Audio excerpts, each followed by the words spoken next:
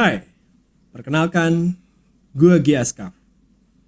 Di sini, gue punya konten baru. Namanya adalah Enigma. Kenapa Enigma? Awalnya gue sangat mengagumi tokoh-tokoh detektif seperti Joseph Bell, Henry Littlejohn, dan Sir Arthur Conan Doyle. Yang karyanya sudah tidak asing lagi, salah satunya adalah Sherlock Holmes. Dan dari kisah tersebut membuat saya tertarik hal-hal yang berhubungan dengan misteri. Berbicara misteri, Enigma adalah salah satu misteri yang sangat fenomenal. Mungkin banyak yang tahu tentang mesin Enigma. Tapi, tahukah kamu bahwa kata Enigma sendiri berasal dari bahasa Latin, yaitu Aenigma, yang artinya adalah teka-teki. Mesin ini digunakan oleh tentara Jerman Nazi pada Perang Dunia Kedua, tahun 1939 sampai 1945. Mesin Enigma adalah sebuah mesin rotor elektromekanik yang digunakan untuk menkripsikan sesuatu pesan dan mendekripsikan kembali pesan tersebut. Dan seperti halnya mesin Enigma, di sini saya Giaskaf akan mencoba menjelaskan dan memecahkan hal-hal yang masih misteri dan teka-teki sampai sekarang. Jangan lupa nonton terus video dari channel ini dan juga like dan subscribe, share ke teman-teman kamu sekarang juga. Harry Houdini. Harry Houdini adalah pesulap yang berasal dari Hungaria dan dikenal sebagai eskapologis atau ahli meloloskan diri. Di Indonesia sendiri, eskapologis ada dua orang, yaitu Demian Aditya dan Master Oge Artemus. Harry Houdini populer pada abad ke-19. Karir sulapnya dimulai pada tahun 1891. Pada tahun itu, laki-laki dengan nama asli Eric West ini memulai memakai nama Harry Houdini. Nama Houdini sendiri diambil dari pesulap Prancis dengan nama Jean Eugene Robert Houdin. Yang mungkin para magician tahu bahwa Robert Houdin adalah seorang bapak pesulap modern. Kemampuan luar biasanya menyebabkan Houdini dianggap sebagai salah satu pesulap terbesar sepanjang masa. Harry Houdini selalu bisa meloloskan diri tangannya yang diborgol. Tak heran jika laki-laki berdarah Yahudi ini punya julukan dengan The Handcuff King alias Raja Borgol. Kisah hidupnya telah berkali-kali difilmkan, diantaranya Houdini pada tahun 1953 dengan Tony Curtis berperan sebagai Houdini, atau The Great Houdini pada tahun 1976 dengan Paul Michael Grazer berakting sebagai Houdini. Yang terakhir adalah miniseri berjudul Houdini 2014 yang dibintangi oleh Adrien Brody. Awal karirnya tak begitu gemilang. Di awal karirnya dia sempat tampil bersama saudaranya Des. Belakangan ia tampil bersama Wilhelmina Beatrice Ratner alias Bess. Menurut Derek Tate, Bess dan Houdini bertemu dalam pertunjukan di Coney Island pada tahun 1893. Tahun berikutnya mereka berdua menikah. Dia bertemu dengan Martin Beck di daerah Woodstock. Beck menyarankan Houdini fokus pada escapologist pada tahun 1900. Beck mengatur pertunjukan Houdini dalam sebuah tur di Eropa. Pertunjukannya dimulai di London dan Houdini juga tur ke Skotlandia, Belanda, Jerman, dan Rusia. Dia didatangi setiap kota dan menantang polisi lokal. Polisi lalu menempatkannya dalam kondisi terikat dan terkunci di dalam sel.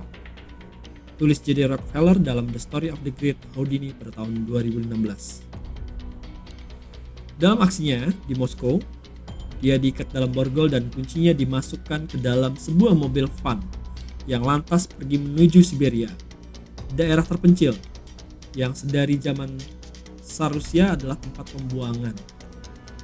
Jika gagal melepaskan diri, Houdini harus mengambil kuncinya di Siberia. Lagi-lagi Houdini berhasil meloloskan diri. Seiring berkembang teknologi, ia mulai sadar dengan mendokumentasikan aksi-aksinya.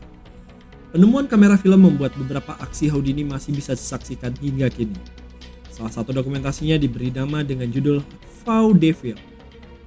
Seiring waktu, Houdini makin dikenal sebagai masker escapologist. Pertunjukannya mulai menarik perhatian para penonton. Di pertengahan dekade pertama, abad 20, ia sudah menjadi kaya raya. Dia bahkan bisa memberikan gaun bekas Ratu Victoria untuk ibunya. Sebuah rumah mahal di Harlem pun sanggup ia beli. Ia bahkan membeli sebuah pesawat terbang, menurut catatan Channel. Houdini membeli pesawat jenis Voisin biplane pada tahun 1900 seharga $5.000. Meski sempat gagal menerbangkannya, dia berhasil terbang di Hamburg pada 26 November 1909. Dia dianggap orang pertama yang terbang dengan pesawat terbang di Australia dengan pesawat pribadinya. Terkenal di Eropa dengan kemahiran melepaskan diri dari borgol tanpa kunci, kemudian semakin banyak orang meniru dan banyak epigon yang menggunakan aksi melepaskan diri dari borgol. Sampai pada akhirnya ia tidak mau tampil lagi dengan menggunakan borgol tersebut. Lalu ia mencoba merancangkan aksi-aksi lain, termasuk pada tanggal 25 Januari 1908, Houdini mengunci dirinya di dalam kaleng susu berisi air.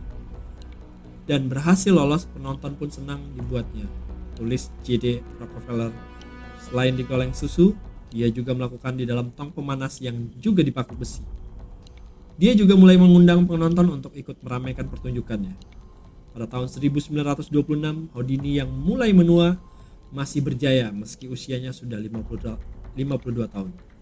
Di akhir masanya, banyak persepsi dan teori tentang kematian Harry Houdini.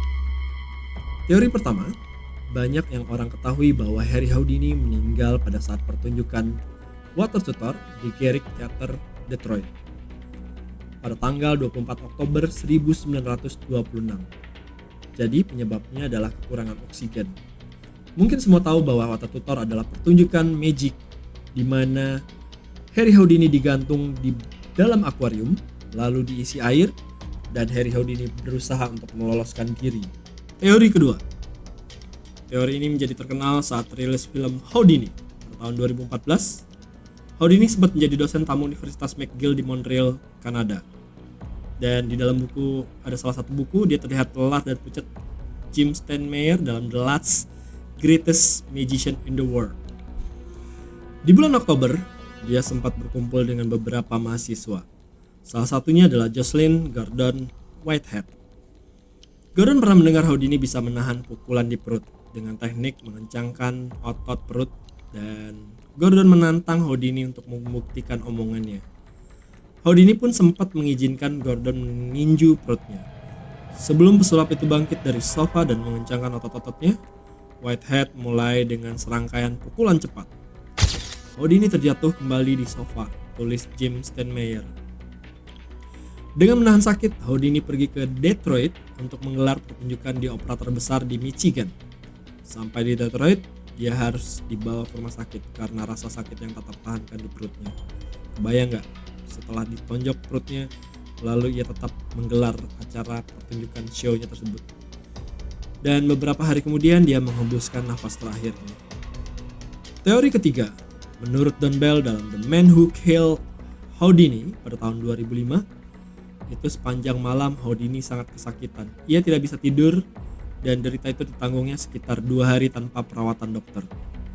Demamnya sempat mencapai 39 derajat Celcius. Dibawa ke rumah sakit dan menurut diagnosa dokter, ia mengalami radang usus buntu yang sudah akut. Dan ia disarankan untuk segera dibedah untuk mengatasi usus buntunya tersebut.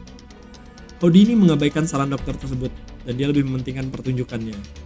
Dan ketika tampil di Garrick Theatre, Detroit, Michigan pada tanggal 24 Oktober 1926, demamnya 40 derajat Celcius. Dia sempat pingsan dan lagi-lagi harus dirawat kembali di rumah sakit. Tepatnya di ujung Oktober, pada tanggal 31 Oktober 1926, Houdini menghembuskan nafas yang terakhir. Dari 3 teori tersebut, menurut kalian teori mana yang paling tepat dengan kematian Harry Houdini? Silakan komen di bawah. Kalau kamu suka dengan video ini, jangan lupa like dan subscribe. dan share juga ke teman-teman kalian sekarang juga. Saya Gi Askaf, see you in another case.